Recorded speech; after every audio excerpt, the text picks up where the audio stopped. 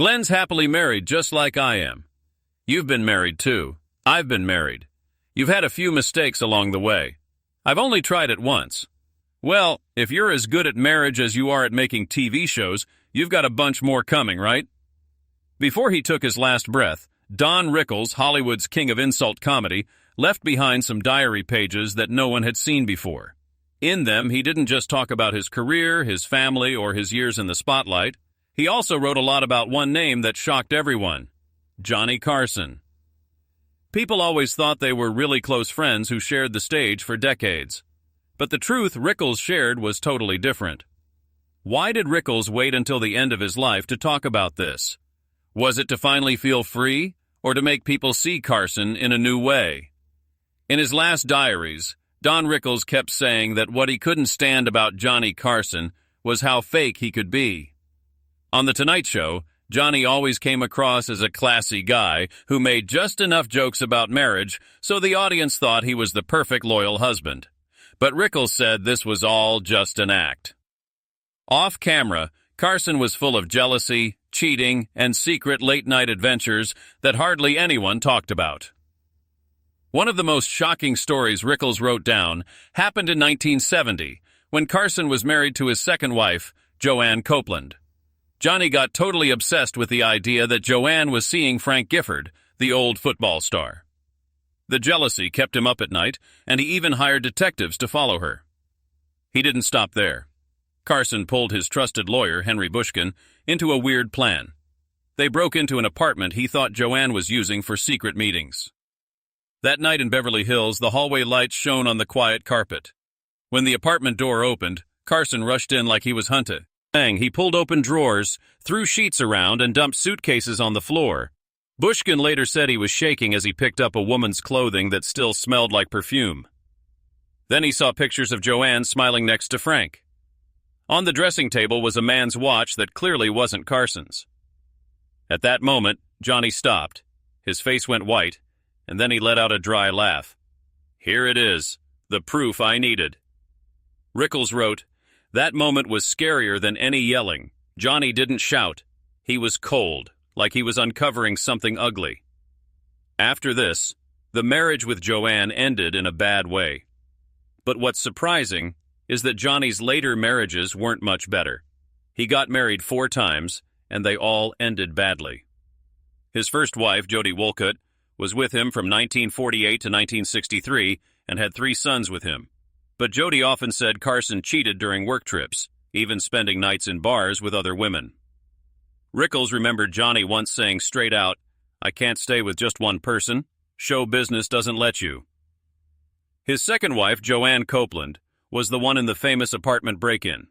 When they divorced in 1972, Joanne got a huge amount of money that made big headlines. But Rickles said the real loss wasn't the money, it was dignity.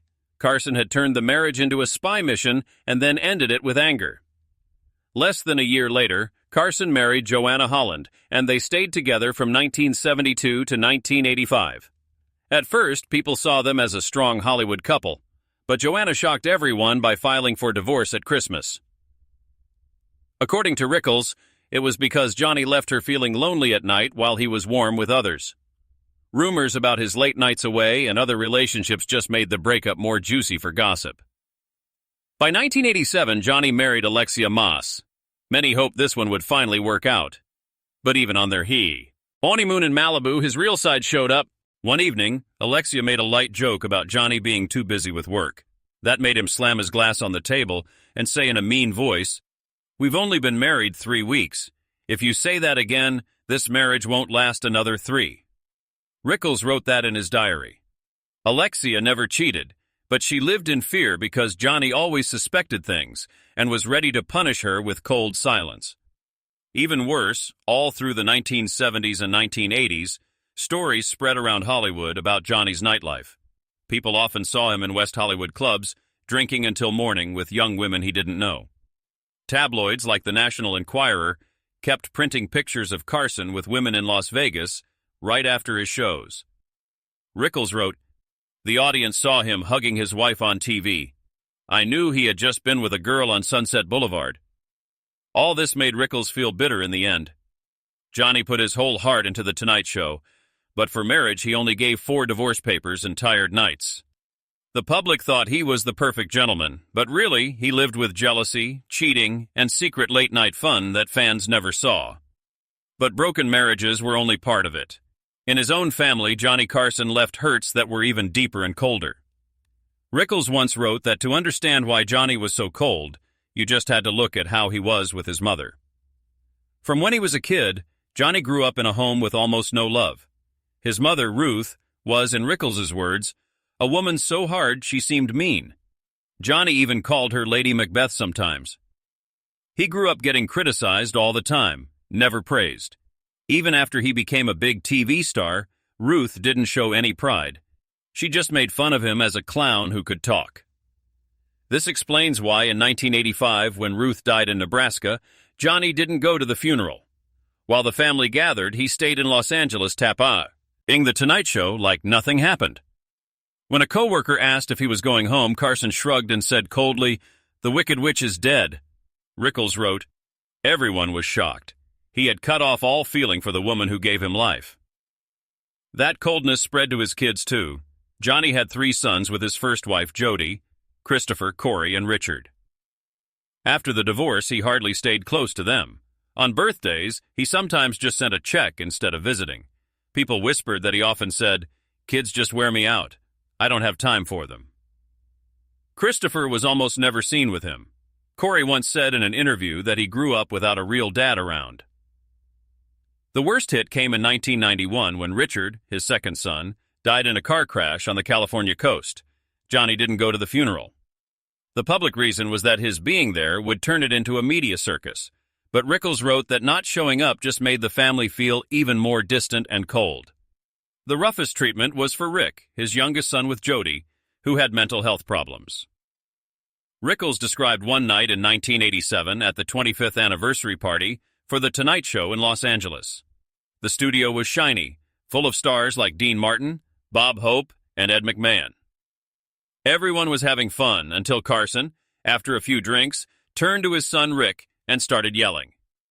In front of hundreds of guests, Carson pointed at his son and shouted like he was talking to a stranger, "You've been nothing but a burden my whole life, always a pain." The room went dead quiet. Rickles wrote, "It was one of those times when the king of TV let his mask fall and showed he had no family warmth." When Rick was in the hospital, Carson hardly visited. A nurse told the press that Johnny only called once quickly, then vanished for months. One time, while Rick was still in the hospital, Carson was spotted playing tennis at the Beverly Hills Club. Rickles said he treated family problems like a bother while keeping his TV image perfect. These stories made Rickles think Carson lived his whole life keeping distance. He didn't know how to connect, didn't want to fix things. And when he couldn't control the people he loved, he just pulled away. That's why he turned his back on his mother, stayed distant from his kids, and was cold even in big losses. And from that cold side, Johnny took it to the stage, where jokes that seemed fun often turned into real hurts that shook Hollywood. Rickles remembered that during Carson's time on The Tonight Show, many jokes ended up really wounding people. The audience clapped, but backstage it left heavy feelings. One example was in the mid-1970s when Carson had Harrison Ford's brother, a black actor, as a guest. Wait, no, it's Harrison Page? Anyway, during the chat, Carson suddenly did a black accent for laughs. The audience loved it, but the guest sat stiff, hiding how uncomfortable he felt. After the show, he left quietly without doing the usual pictures. This story came up later as an example of humor turning hurtful. In 1984, Carson had another controversy when he had Vanessa Williams, the first black Miss America, on. Instead of saying congrats, he joked that she won only because there was a black judge. The audience laughed, but Vanessa just forced a smile. Years later, she said it hurt because it made her win seem less real. The story got in the press as one of Carson's worst moments on TV. Besides race stuff, Carson often made fun of how people looked. Actor Raymond Burr, famous for Perry Mason, was a favorite target. Carson kept joking about his weight, calling him a walking hill on live TV. Burr put up with it at first, but after one more joke in the monologue, "Gate," they walked off and wouldn't come back for years. He only returned twice because NBC pushed him, but he and Carson never fixed things. The biggest fight was with singer Wayne Newton. Carson kept making hints about Newton's manliness. At first, Newton said nothing, but as the jokes piled up, he got mad. It's said he confronted Carson backstage and told him to stop. Later in interviews, Newton called Carson mean and said he'd never make up. Their friendship was broken for good. These weren't just quick jokes. They pushed people away, and some saw Carson as using his TV power to put others down. To fans, he was the king of late night, but to many stars, he left bad feelings. His sharp words turned into real fights, making Carson the center of lots of show business drama. Rickles once wrote that Johnny Carson didn't just have enemies outside, he had them inside The Tonight Show too, enough to start a club. The most famous was Joan Rivers. In the 1970s, she was like his student, and he had her guest host a lot. Many thought he'd hand the show to her. But in 1986, Fox gave her her own talk show. Rivers took it without telling Carson first. When the news hit the papers, Carson felt stabbed in the back. He called NBC right away and got her banned from The Tonight Show forever.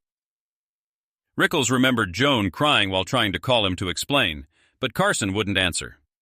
After that, he acted like she didn't exist. Because of it, Rivers got shut out in Hollywood, and her career slowed down for almost 10 years. Another one was John Davidson. He was rising in the late 1960s and guested a lot, but in 1973, he took game shows with ABC. Carson saw it as disloyal. In 1974, when Davidson came back, it was super cold. Carson just sat quiet, didn't laugh, didn't talk much. After that, Davidson barely got invited again. People said his TV career went downhill after that. The list kept going. Comedian Rich Little got banned for copying Carson too well. Actress Carol Wayne said Carson treated her like just a pretty prop and didn't care about her real work. Even old comic friend Buddy Hackett called Carson someone who doesn't value friends after getting made fun of on air in 1982. Even on The Tonight Show staff, things felt tense. Writers like Mike Berry and Jim Mulholland said Carson was cold and never thanked them. Tech Crew in Burbank talked about starting a secret Carson Survivors Club to share stories of getting yelled at. At one party, some even toasted, "At least tonight we didn't get yelled at by Carson." Rickles wrote, "There are two types in Hollywood, those who were scared of Carson because he was powerful, and those who quietly hated him for ruining their shot." For Rickles, that power was tricky. It kept Carson on top, but it also kept him surrounded by bad feelings. Even with Don Rickles, who looked like his best buddy on stage, things with Carson weren't smooth. There was hurt that never fully went away. On the night of December 13, 1976, at Burbank Studios in California, Bob Newhart was hosting The Tonight Show because Carson was off. Don Rickles was the guest, and like always, he played around with stuff on the host's desk. But then he touched something everyone knew was off limits, the wooden cigarette box Carson had on his desk since 1967. Staff said Carson saw it like a good luck charm and never let anyone touch it. Rumor was he opened it every night before the show to take a cigarette, like a little ritual for calm. But Rickles picked it up casually, pretending to stamp something, and banged it on the desk for a laugh. Right away, the lid broke off. The audience laughed hard, thinking it was planned, but Rickles went pale, staring at the pieces on the floor. An NBC worker later said, "I was right there and saw Rick. Les freeze. He tried to laugh it off, but his hands shook. Rickles put the box aside and kept going like nothing happened, but he knew he'd made Carson mad." Sure enough, the next night, December 14th, Carson was back. As soon as he sat down, he saw the broken box. He didn't hide how he felt. He picked it up, his face got dark, then he stood up and took the whole camera crew off the Tonight Show set and into the next studio where Rickles was filming his sitcom CPO Sharky Live. The Sharky audience was shocked when Carson just walked on stage holding the broken box. In a serious voice, he said, "Hey, big dummy, you break my stuff and then hide over here." Rickles stuttered, "Ladies and gentlemen, this is Johnny Carson." But Carson shot back, "They know who I am." Then he patted Rickles on the cheek lightly, smirked, and left. The audience laughed a ton, but people backstage said Carson was really angry. Years later, Rickles called it just funny improv. But in his diary, he wrote, "I saw real anger in Johnny's eyes. It wasn't acting." To him, that box wasn't just a thing, it meant a lot. Stories spread at NBC. Carson supposedly yelled at staff for letting Rickles touch it, and some said he slammed stuff backstage. A TV Guide writer said days later, Carson got a new box made and after that always locked it in his drawer when he left the set. 2 years later, November 13, 1978, Rickles guest hosted again. In the moment, he reached for Carson's new box, but as soon as he touched it, he stopped, put it down fast, smiled awkwardly, and moved on. Later, Rickles said, "Just thinking of Johnny's eyes that day was enough. One mad moment from him scared me forever." The broken box became a famous funny bit, but for people who saw it, it showed something else. Behind the smooth host, Carson could be controlling, quick to anger, and never let go of something, even if it was an accident. After that, Rickles started to see that his friendship with Carson wasn't just two comics having fun. And when it was time to pick who got The Tonight Show next, that became super clear. In his last diary pages, Don Rickles shared a secret he'd kept for years. "Johnny had hinted lots of times that I would take over The Tonight Show. I believed him." These words never got in the news, but happened backstage on late nights when Carson was happy. Rickles remembered one night in the late 1970s after filming in Burbank.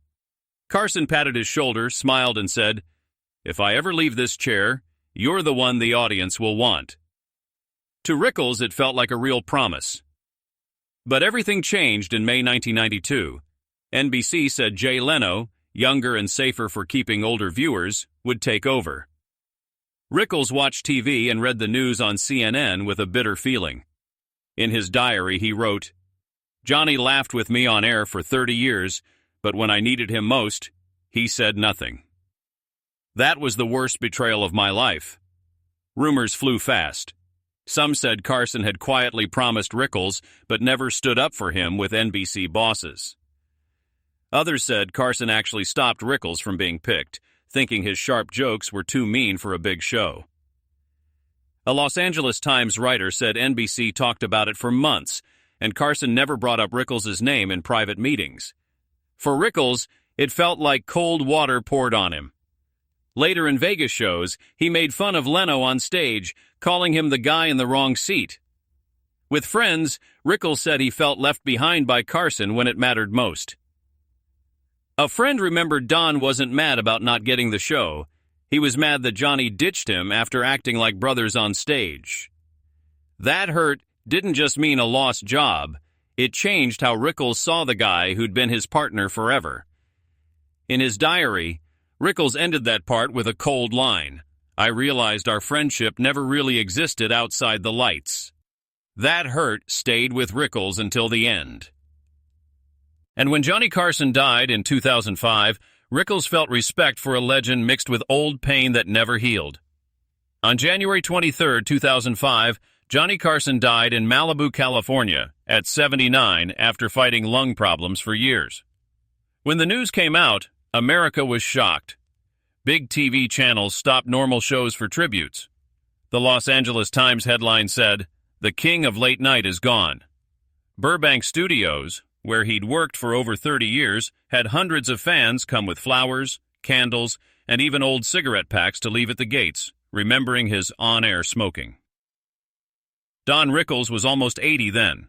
When he heard, he didn't cry. He just sat quiet all day in his Beverly Hills home.